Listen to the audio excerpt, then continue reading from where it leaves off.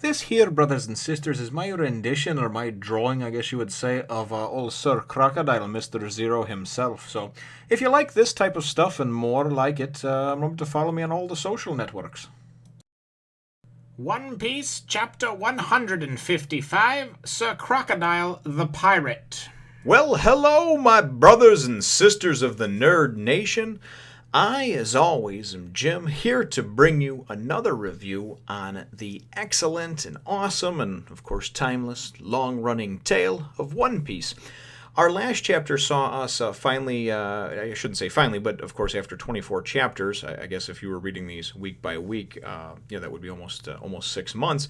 But at any rate, wind up seeing the Drum Island arc come to a close, and a lot did happen in the last chapter. Of course, the end of it, though, was us seeing Alabasta and Sir Crocodile and Miss All Sunday, her speaking of something that Sir Crocodile needed to attend to, and him talking about keeping up appearances and something having to do with pirates. So that is where the chapter left off. That is where this one picks up, and this is, I got to be honest with you, this, for the last chapter in a volume, was a little bit slower moving than I would have liked. Although it was necessary, and I'll get to all that in just a minute. So the first half of the chapter, for the most part, it really is us finally being able to see Sir Crocodile, not just an image of him, a silhouette, the part of his mouth, anything like that. We actually get to physically see him, and then also you can take a look here at the beginning of this, of this review to see my rendition of him, my picture of him that I drew. So we finally get to see Sir Crocodile, which is really cool. And he immediately goes, and wherever he's holed up on Alabasta, he had to go and travel to this other area where where these pirates were sighted. So we find out very quickly that's what Miss All Sunday was talking about, the report of these pirates.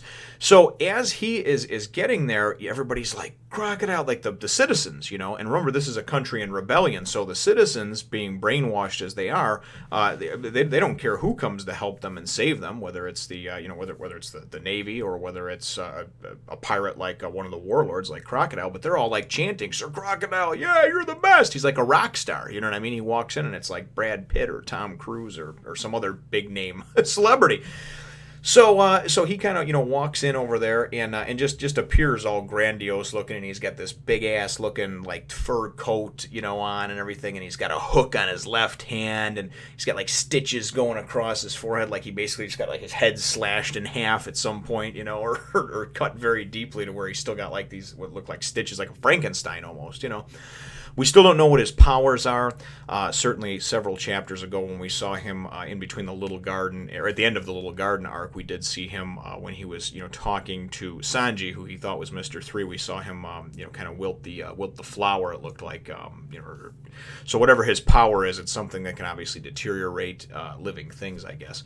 So we wind up seeing very quickly that he is not somebody to be trifled with, and certainly this is going to be our antagonist, our villain, our boss of this particular saga and arc as well.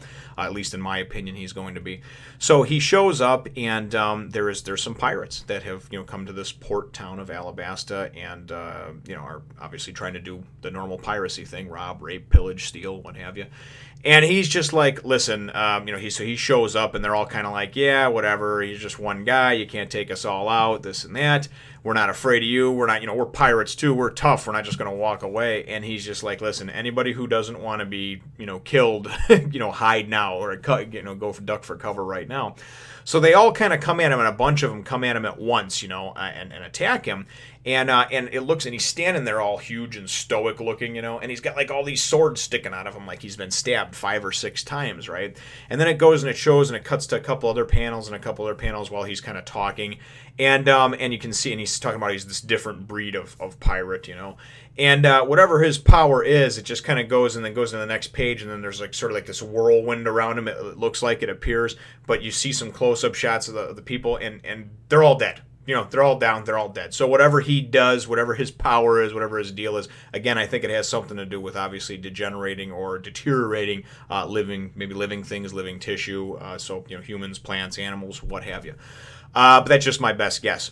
So we see all that happen, and then we go and we see, so he obviously took care of that, and that's doing things like this, acts like this, are making him become kind of a hero to the people and are only adding fuel to the rebellion, right?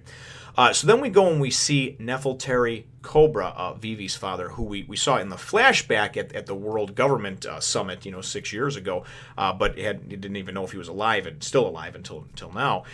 So he's there, and he gets word from one of his messengers because they were going to go try to intercept the pirates, and he's like, "Oh, Crocodile beat us there, okay.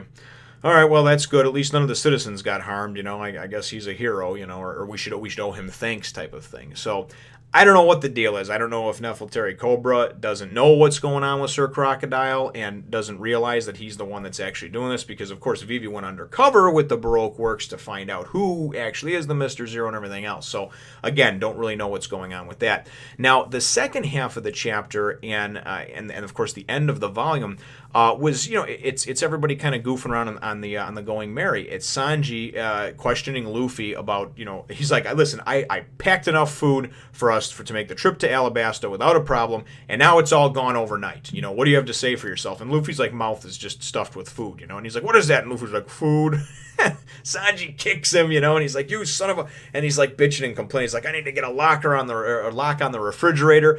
And then you go and you see like a picture of Karoo kind of in the and he looks guilty too, so I think he took some food and ate with Luffy as well, because it says something about how like they're equally equally to blame for what happened.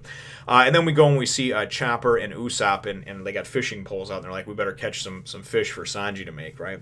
So then they go in, and Vivi gets into this whole like, Sir Crocodile, a hero in Alabasta. So obviously news has gotten to her, that word has gotten to her, through those papers that Nami reads, that's what's going on in Alabasta, and certainly she's trying to stop that rebellion. She tries to lay everything out about what's going on and the rebellion and everything else, and Luffy, being the straightforward, simple-minded fellow that he is, he's just like, okay, so I gotta kick this guy's ass, and in my translation it actually says butt. He says, so I gotta kick this Sir Crocodile's butt. And they're like, there's a little more to it than that. And Sanji's like, were you even listening? So we wind up getting this cool like comparison chart that goes and flips up over here, and it was actually kind of nice to see, because it shows on this chart, if I can get it to where people can actually see it there. What it does on this chart is it shows all of the Baroque Works agents that we've seen so far. It lists all of the agents, and what we already knew, of course, is Vivi's explaining this about how there's the top 5 are the officer agents, from Mr. 5 on down, 5, 4, 3, 2, 1, and then of course 0 is Sir Crocodile, and they're all partnered up with somebody except for the weird French frickin' guy, Bon Clay. I guess he doesn't need or want a partner, so I don't know. Maybe he's like a transvestite or something, so he covers both ends of it. But all the ones that we have not seen yet, Mr. 2 and Mr. 1 and all that, or I'm sorry, Mr. 1 and Mr. 4, some of those, their pictures are not depicted on here, so it isn't like Oda revealed anything to somebody like me who doesn't know about these other characters yet. So it was kind of cool to see like that ladder and that chain of command, and then of course Friday and 13. Those are the unluckies, and they're the ones that are tasked with eliminating or eradicating agents that don't follow their orders or don't get their mission done. The lower agents are ones that pretty much just they carry out. They're kind of like the small fries. They're expendable.